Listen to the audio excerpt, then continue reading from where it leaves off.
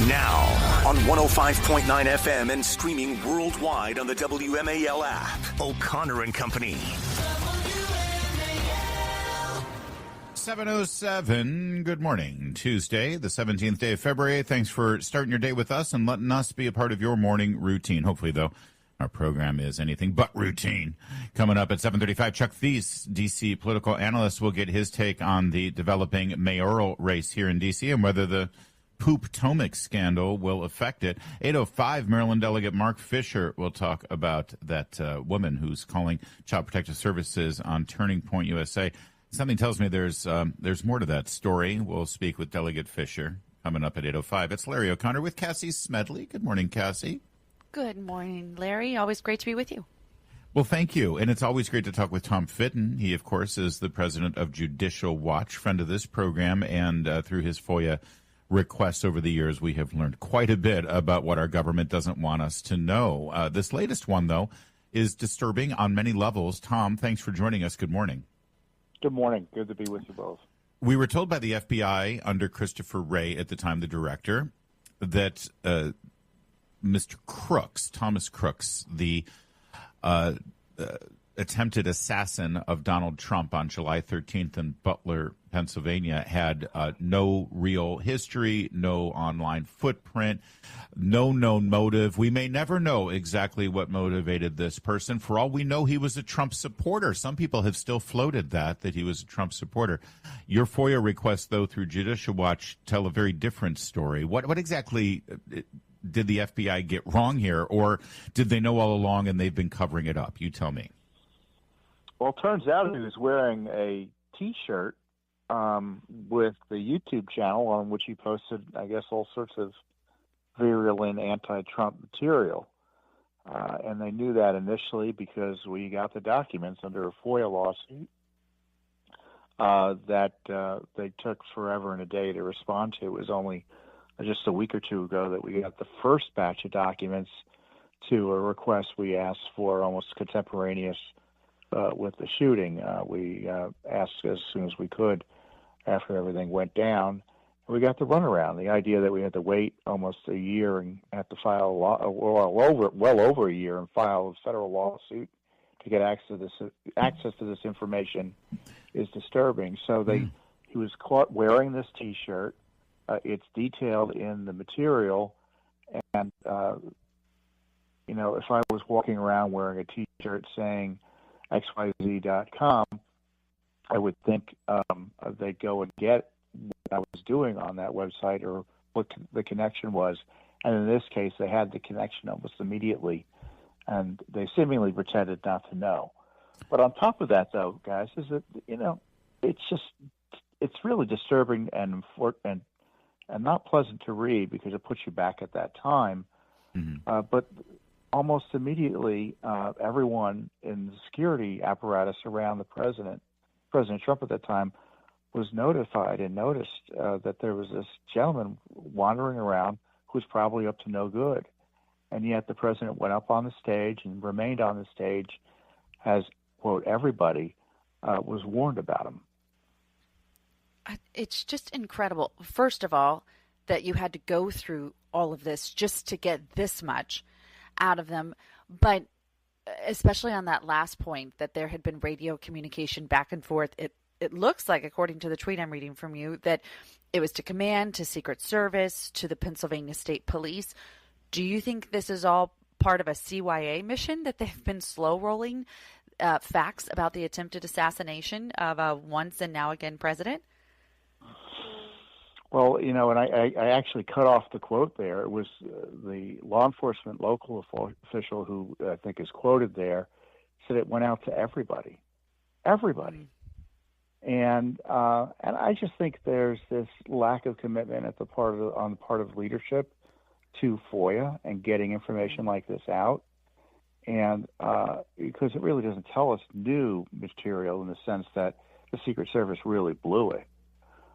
But it's dramatic illustration of how the Secret Service blew it.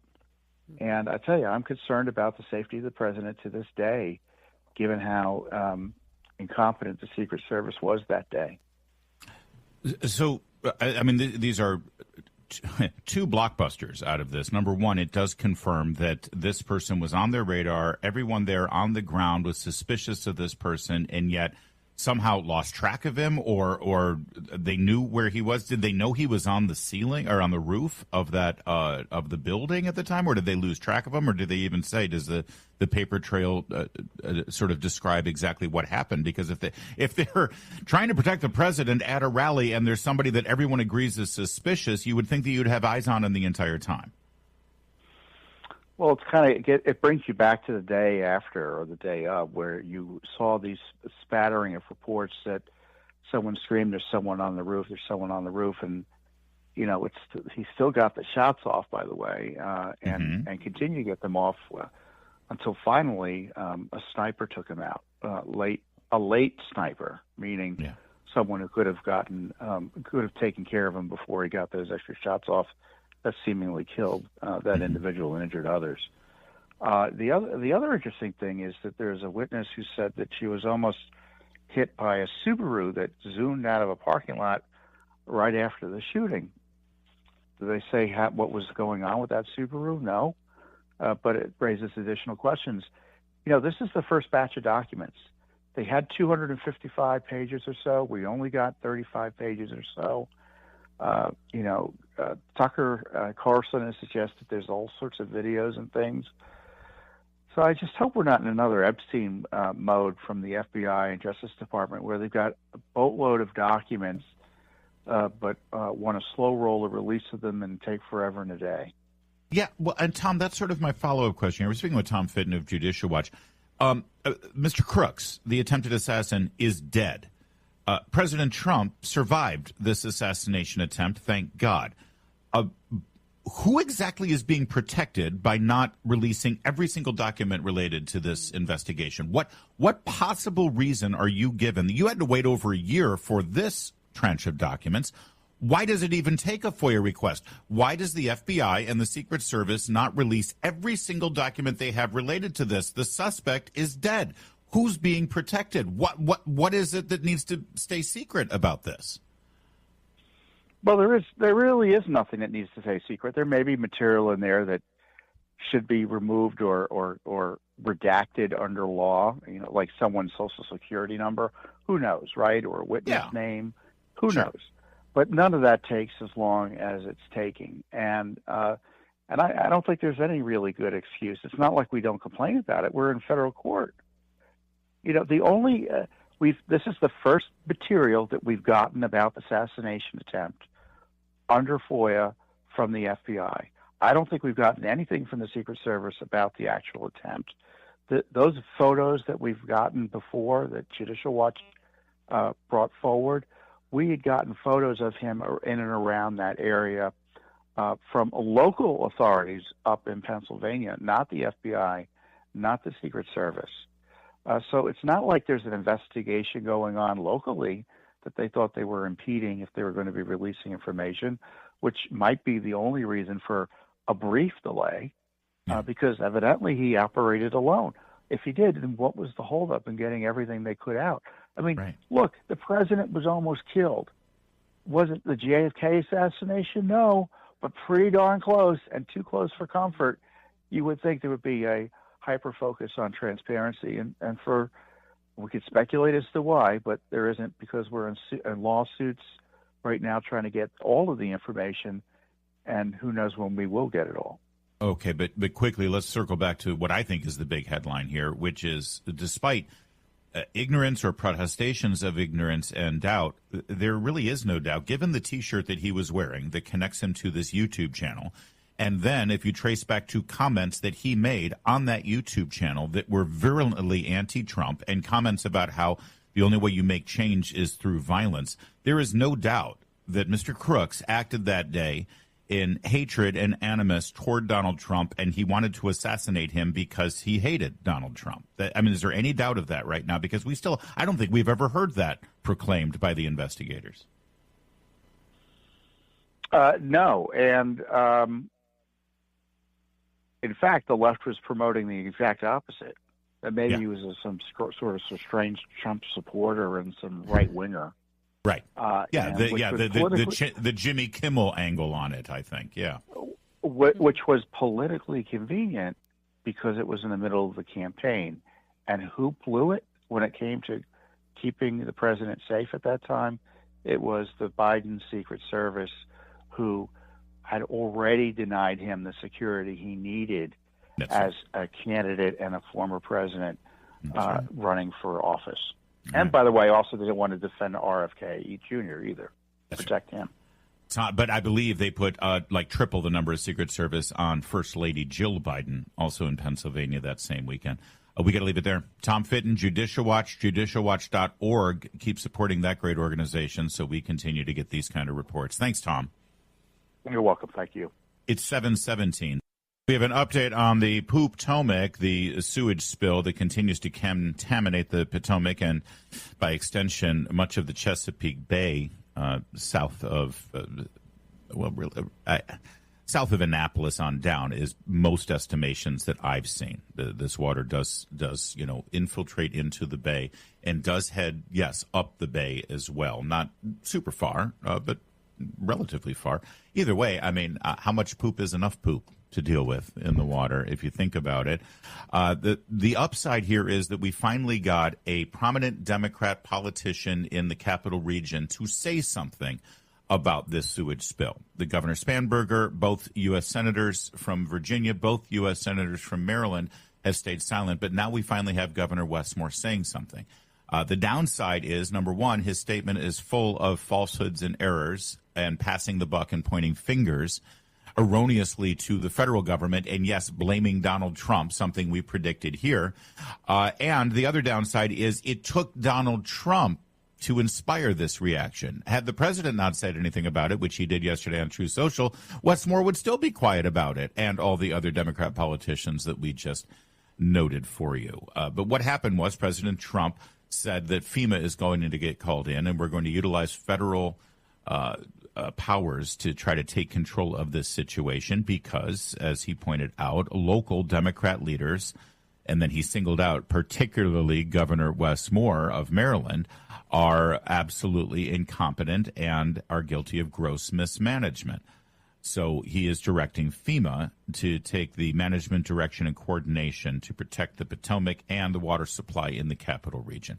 Westmore's people put out a statement, not Westmore himself, just a spokesperson, he can't dirty his hands with this sort of thing, and said, oh, no, he's wrong. It's the federal government who's responsible for the Potomac Interceptor. I think they're confused. They're confusing the D.C. government with the federal government because D.C. is a federal district. And I mean, if they're interested, Cassie, in relinquishing home rule and putting it all back under the auspices of Congress and the federal government, I'm willing to have that conversation, but I don't think that's what they meant. Right. But keep it on file, though, for when they try and bring that up again. But, notably, while Westmore was doing that very local town hall that was nationally televised with Norah O'Donnell, he wasn't asked about it, nor did he mention it. And you're right, it wasn't until President Trump goaded a comment out of him. And then in this staffer's comment, where'd it go? Where he says, Maryland officials were on site within hours of the leak to do our part to coordinate the response. I mean, somebody from Maryland was probably on site, but I don't think anybody from Westmore's office or administration. And to suggest that the Maryland government has nothing to do, obviously the cleanup is that, the repairs to the sewage line itself obviously is DC water.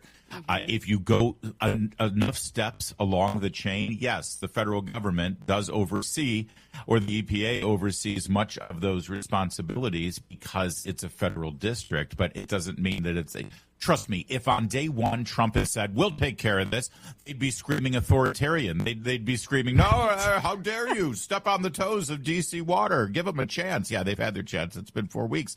That said, the sewage spill that washes up on the shores of Maryland is Maryland's responsibility. They've got to do something about the cleanup. That's going to be, and what have they done? Nothing. They had a hearing yesterday in Annapolis about it. That's fabulous. Good for them having a hearing. So to suggest that this is completely removed from Governor Westmore and the Maryland government's responsibility is complete bunk. But they're going to do what they're going to do. And as we predicted, they're going to figure out a way to blame Donald Trump. This is all Trump's fault, all Trump's fault. Let's see how quickly it gets fixed now that FEMA is going to step in. Oh, also, by the way, let me just tag on to the end of this. Currently, FEMA is defunded. Oh, because of Democrats in the Senate who are really angry about immigration enforcement in Minnesota. So Mark Warner and Chris Van Hollen and Tim Kaine and Angela not so bright, also bright, also Brooks, they are standing in the way of the funding of FEMA that would then take charge of the cleanup of the Chesapeake Bay because their priority is Minnesota illegal immigrants.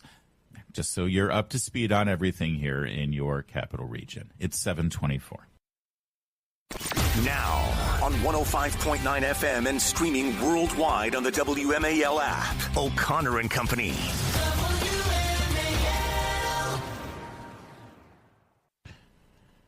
It's 7:37 and good morning. Thanks for tuning into this Tuesday edition of O'Connor and Company. We're going to keep you company and informed and entertained, hopefully, throughout the morning, right up until 9 o'clock when we hand it off to Chris Plant. At 8:05, we'll have Maryland Delegate Mark Fisher join the conversation.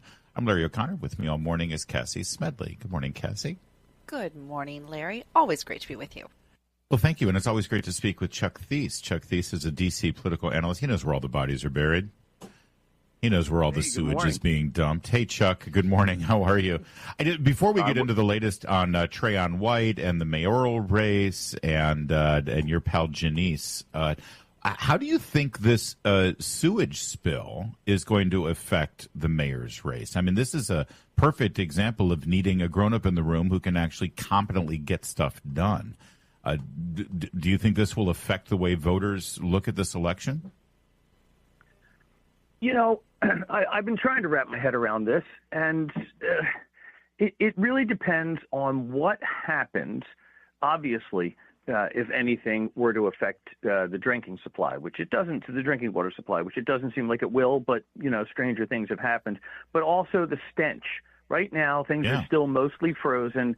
If it becomes existential, right now it's something that people hear about on the news or they read about on social media.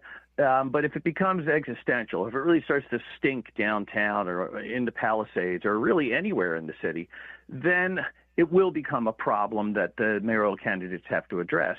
And the one with the upper hand will be the one who actually has a plan or actually goes down to the site and demands action. But right now, you know, for the longest time, actually, for weeks now, every regional elected official has ignored this. They've stuck their head in the sand. And it would have been a great opportunity for either mayoral candidate, the two frontrunners, either mayoral candidate to step up, make a statement, and what I would have done is demanded regional cooperation. I just would have said all the major leaders from Virginia, Maryland, D.C., and the Fed need to convene some type of emergency get-together and come up with a better plan. And by the way, this should be treated like a nuclear power plant leaking radiation. It really should, because it's that type of crisis.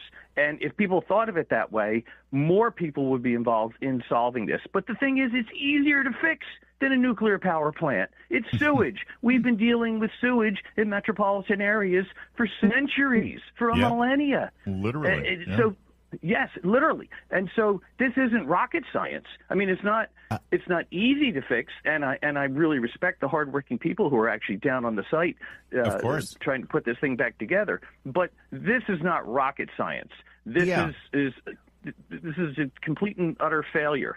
Well, there's two issues: fixing the actual spill, the pipe where everything is being spilled out, and reroute things until it's fixed and repaired so it doesn't spill anymore. But then there's going to be the cleanup, and I know you said you're right; it doesn't affect the drinking water for DC, but the water sports, the kayaking, the boating, all of the things that people like to do in the Potomac when the weather is warm. I mean, say goodbye to that. This is going to be a summer of no activity unless there's a major, incredible cleanup done, and it's such a no-brainer for an elected official. It's interesting that nobody wanted to touch this or be seen anywhere near it. Well, there's a reason no one wants to touch it, Larry. But that's true. Yes, let's face it. Yeah. All right, let's get on to let's go from that filth and stench to Trayon White and his bribery case. It's been delayed now until September, which is right smack. Well, it's after the primary, I guess. So I suppose this puts it beyond the political reach of affecting the mayor's race, or does it? You tell me. Well, Trayon White is the gift that keeps on giving. So he will be injected into the mayoral race for one outstanding reason, but also it's just difficult to imagine that he'll do nothing that attracts attention between now and June 16th when this election is over. But Trayon is already part of the mayoral race because, as your listeners know, he was expelled from the D.C. Council. Now, why was he expelled? Because he was arrested and indicted for accepting bribes. So the guy gets expelled from the council. Unanimously, every council member kicked him off. But then, of course, there's a special election to fill the seat. He runs in the special election, wins it with just a handful of votes, but because he was running against a large field of candidates, he could put together a couple thousand votes, returns to the D.C. Council area, but the council won't throw him out because a couple council members, including Janice Lewis George, who's running for mayor, intimate that it would be racist to throw him out. It would be racist to throw him out. But this is even before – no, please. No, I'd say this is a tale as old as time in D.C. politics. As you're describing it, it's unbelievable. If someone was like just plopped into D.C. from another planet, they'd be like, what do you mean? But keep going. Well, yeah, if it was racist to throw him out the second time, wasn't it racist the first time? And keep in mind that Janice Lewis George voted to throw him out the first time. And right now, while he's on the council making $15,000 a month and voting on important things like our $21 billion budget, he could still be thrown out. And the facts that led up to him being thrown off the council have not changed, nor has he refuted them. So it's ridiculous that he hasn't been thrown out. But what's more ridiculous, after he was arrested and after he was indicted for bribery, he needed to be sworn in to the D.C. Council, right? He needed to be sworn in like anyone who gets elected. Mm-hmm. Janice Lewis George volunteered to swear him in. You know who wouldn't swear him in? Not a single judge in D.C. But Janice Lewis George, who wants to be mayor of Washington, D.C., stepped up and said, oh, I'll swear him in. Not a problem. Amazing. But that's, as Cassie pointed out, that's sort of D.C. politics, sadly, these days. And I don't know if she'll suffer any repercussions from it. We'll see, certainly, as we charge forward toward that primary. Chuck, we got to leave it there, unless we're leaving anything on the table. Well, I don't know if she'll suffer repercussions for swearing in someone who was indicted and arrested for bribery, but I'm going to do my very best to make sure she does. We can count on you, Chuck. Thank you, and don't go near the sewage unless you've got an idea to clean it up. That would be pretty good too. Thank you, Chuck. Take care. 7:44. Cassie, Smedile, as you've come to learn here on this program, coffee is a big part of our operation here, right? I mean, oh yes. Can you imagine doing what we do without Java? No, I'm surprised you actually don't have an official coffee of WMAL. We're working on that. Or any other type of caffeine delivery system, but coffee is sort of the American way to go. And we've got good news about coffee now. Apparently, according to a JAMA study, drinking 2 to 3 cups of coffee per day is tied to lowering your risk of dementia.